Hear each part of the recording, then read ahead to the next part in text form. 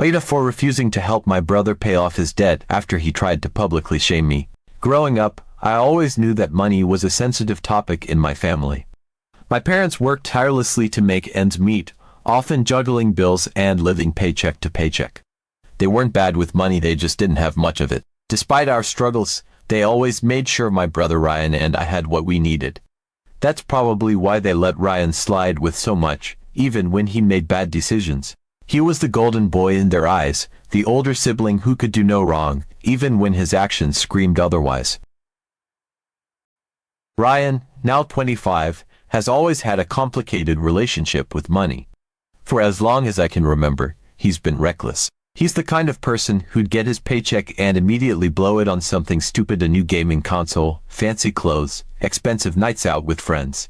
When I was younger, I didn't fully understand why my parents would get so upset with him, but as I got older, I started to see the pattern.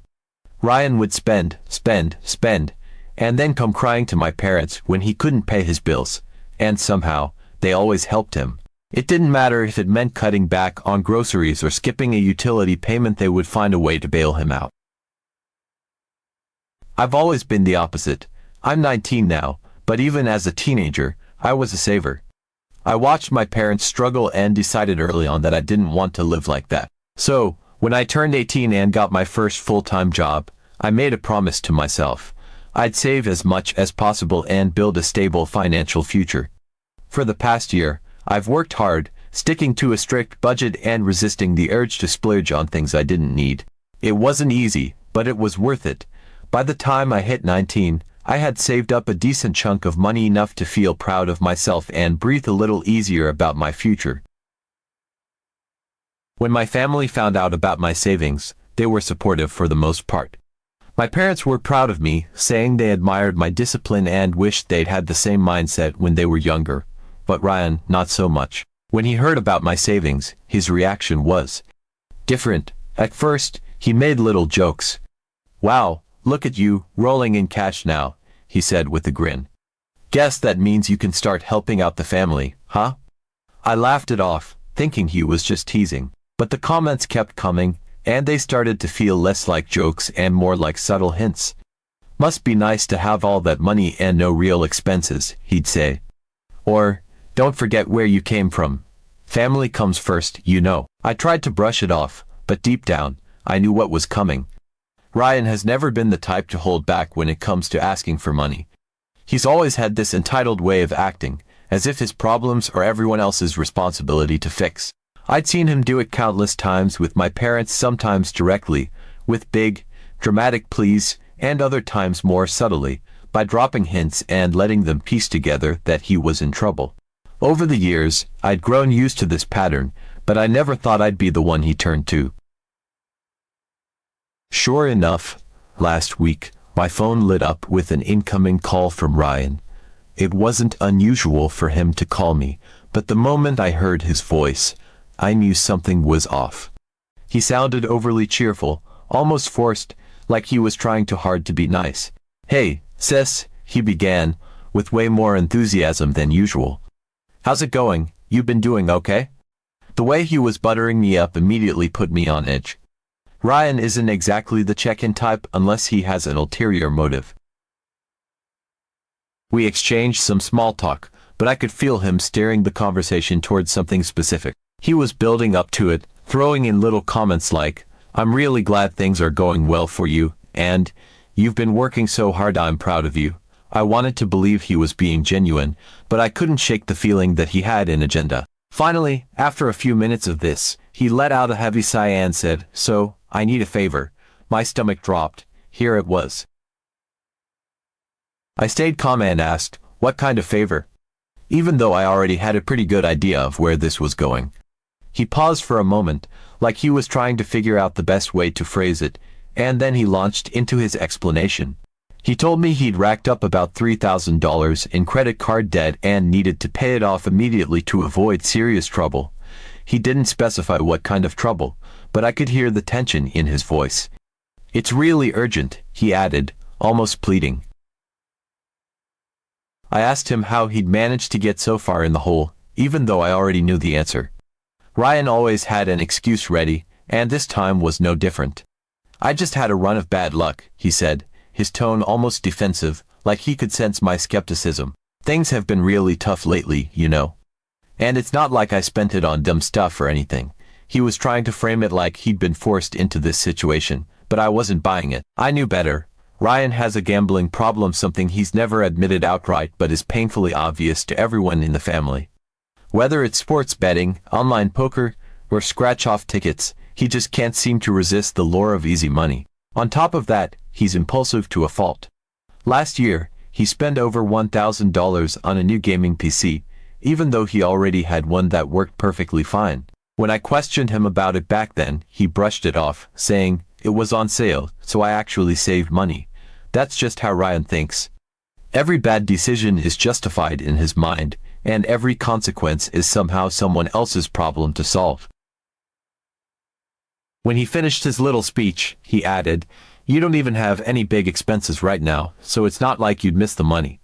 It would really help me out, and I'll pay you back as soon as I can." I took a deep breath and told him no. I explained that I'd worked hard for that money and wasn't comfortable lending it to him, especially knowing his history with finances. I said I didn't trust that he'd use it responsibly or pay me back. As soon as the word no left my mouth, Ryan flipped. He went from friendly and polite to angry and defensive in seconds. "Wow, so you're just gonna let me sink?" he snapped. "You're supposed to help family. Do you even care about what happens to me? Or are you just too selfish to share?" I tried to stay calm, but his words hit a nerve. It wasn't just the frustration of being called selfish or greedy, it was the way he said it, like it was a foregone conclusion that I was the villain in this scenario simply because I'd set a boundary. I reminded him, as evenly as I could, that I wasn't responsible for his financial mistakes and that he needed to take accountability for his actions. "Ryan," I said, trying to stay steady despite the lump forming in my throat, "this isn't about me not caring. It's about you learning to handle your own problems without relying on someone else to clean up the mess." But he didn't want to hear it. Every word I said seemed to make him angrier, as though I was attacking him instead of defending myself. His voice rose with each response, growing more hostile and accusatory. "Selfish. That's what you are. You're greedy, sitting on all that money and refusing to help your own brother." He was practically shouting by then, his words cutting into me like knives. "I'm your brother," he spat, his tone dripping with resentment. "How can you just turn your back on me like this? Don't you care about family, or is your precious money more important than blood?" I sat there clutching the phone, feeling my frustration boil over into anger, but also something deeper hurt. Hurt because he wasn't just asking for help.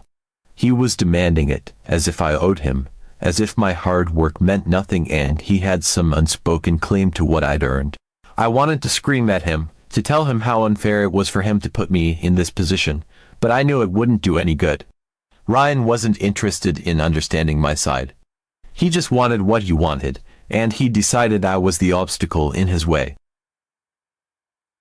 Eventually, he hung up on me mid-sentence, leaving me staring at the screen, stunned and emotionally drained.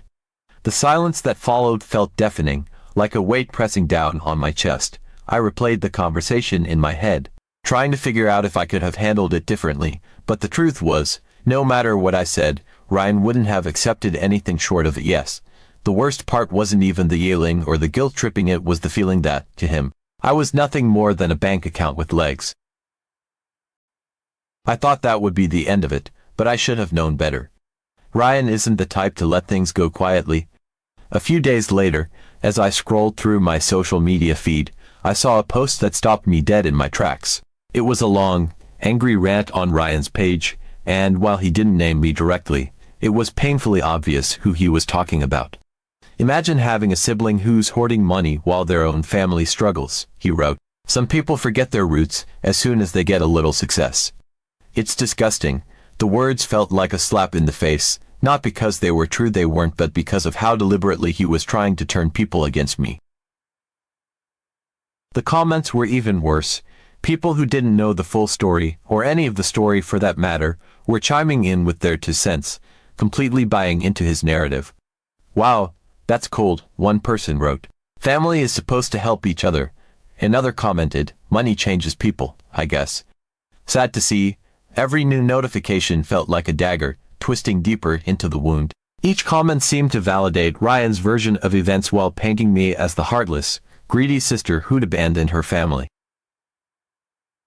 What infuriated me the most wasn't just that Ryan had twisted the story, it was the fact that he'd made our private conflict so public. Instead of having a mature conversation or even just stewing in his anger privately, he'd decided to air our dirty laundry for the world to see, framing himself as the victim and me as the villain. It was cruel, manipulative, and completely unfair, and now, thanks to his post, I was being dragged through the mud by people who didn't even know me. To make matters worse, some family members started reaching out to me, asking why I wouldn't help Ryan. My aunt called me, saying, "You know, Ryan's made mistakes, but he's still your brother. Can't you just help him out this one time?" A cousin messaged me, saying, "It's just money.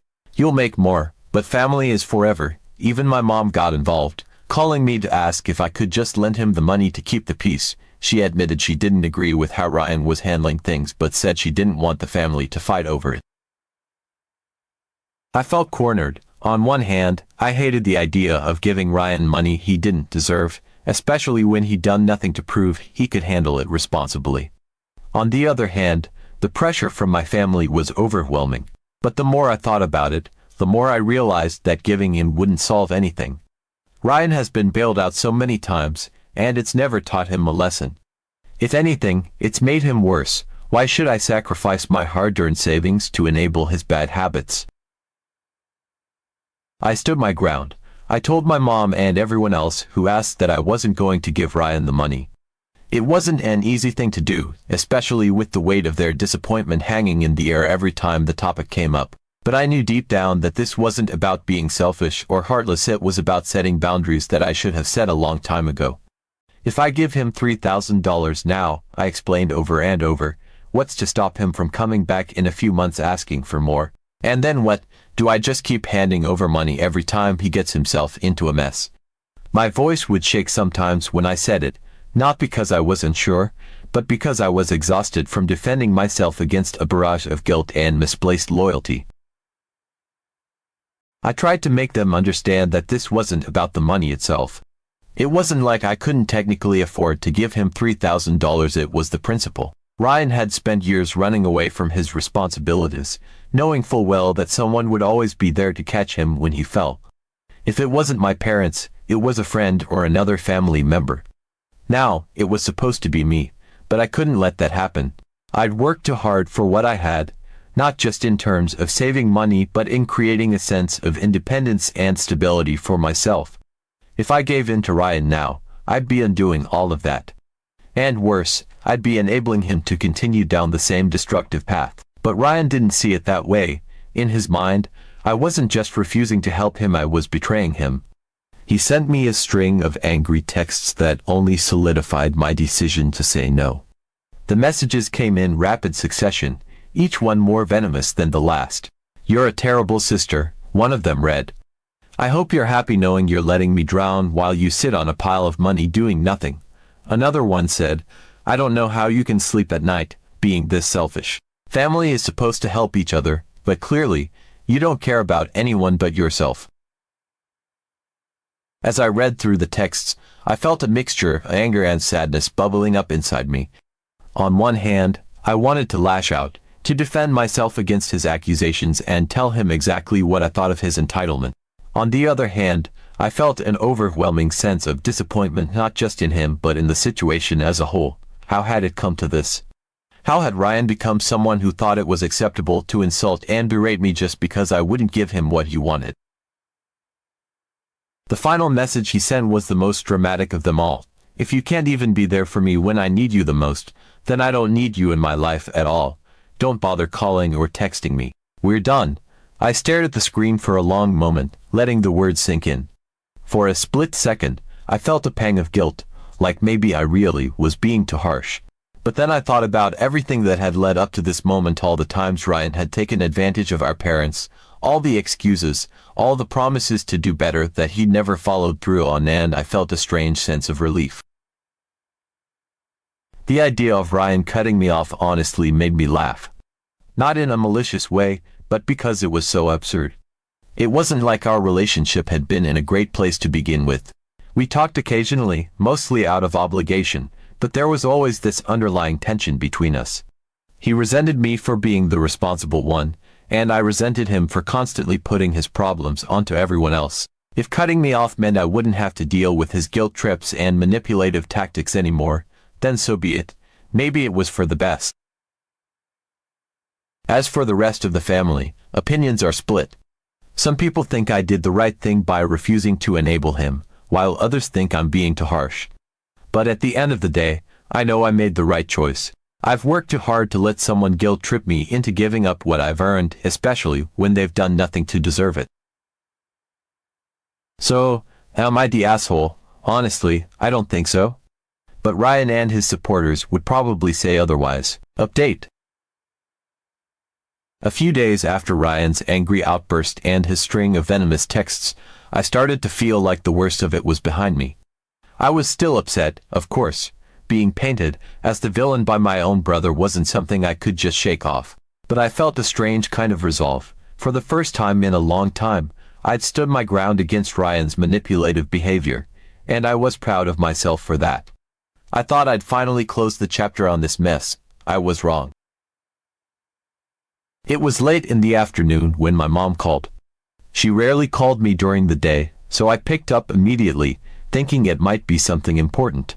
Her voice was calm but had an edge to it, like she was trying to keep the conversation casual while gearing up to say something she knew I wouldn't like. She started with a few pleasantries: how was work, had I eaten, the usual small talk. But there was an unmistakable tension in her tone, and I could feel the weight of what was coming. Finally, after a few minutes, she got to the point. She told me that she and my dad had spoken to Ryan about his debt and that he had broken down, claiming he was at his wit's end. According to her, he seemed genuinely desperate, remorseful even. He had told them he couldn't manage on his own and that he was terrified of what might happen if he couldn't pay off his credit card balance. My mom explained that, after much discussion, she and my dad had decided they would give Ryan $1,500, half of the $3,000 he needed. She paused for a moment, then added, almost hesitantly, that they thought it was only fair if I gave him the other half. I was floored. It wasn't just the suggestion that I should give Ryan money, it was the expectation. My mom spoke about it as if it were a foregone conclusion, as if my contribution to Ryan's bailout was as natural as breathing. The idea that they'd even consider putting this burden on me, after I'd already stood my ground and made my position clear, made me feel completely blindsided. I couldn't believe what I was hearing. I took a deep breath and tried to process what she was saying. She told me they couldn't manage the full amount themselves, but they also couldn't bear to see Ryan struggle like this. He was family, she said, and family helps each other. That's just what you do. She emphasized how much this would mean to Ryan, how it could give him a fresh start, and how it would be just this once. The words were familiar. I'd heard them before, countless times, whenever Ryan had screwed up and needed a lifeline. I couldn't help but feel a wave of frustration and disbelief. Hadn't we been through this before? Hadn't Ryan already been given countless fresh starts? I told my mom exactly that, how I was certain that if I gave him this money, it wouldn't be the end of it. Ryan would take the $3,000, spend it carelessly, and find himself in an even bigger mess a few months down the line. He wouldn't learn anything. He never did. My mom listened quietly but countered with the same argument. Family is family, and sometimes you have to do things you don't want to do for the people you love. She assured me that this time was different, that Ryan had promised to change, that he was really scared and wanted to do better. I couldn't believe what I was hearing. It felt like she was reading from a script that Ryan had written himself. For a moment, I thought about saying no again, about holding my ground like I had the last time, but the guilt started to creep in. My mom wasn't yelling or accusing me like Ryan had, she was pleading. And as much as I hated it, a part of me felt like I was being unreasonable. She and my dad were willing to give up their own money, even though they didn't have much to spare. How could I say no when they were willing to make that kind of sacrifice? Still, I wasn't going to cave completely. I told her that if I gave Ryan the money, there would have to be conditions. I wasn't just going to hand over $1,500 and trust that he'd magically change his ways. I wanted assurances that the money would go directly to paying off his debt and nothing else. I said I wanted proof, receipts, statements, something tangible to show that the money was being used for the right purpose.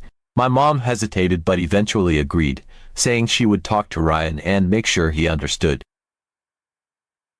The decision didn't sit well with me, even as I made it. It felt like I was going against everything I believed in, everything I'd been trying to stand up for. But the pressure from my family was overwhelming, and I just wanted the whole situation to be over. Part of me hoped that by setting conditions, I could at least salvage a bit of control and ensure that the money wouldn't be wasted.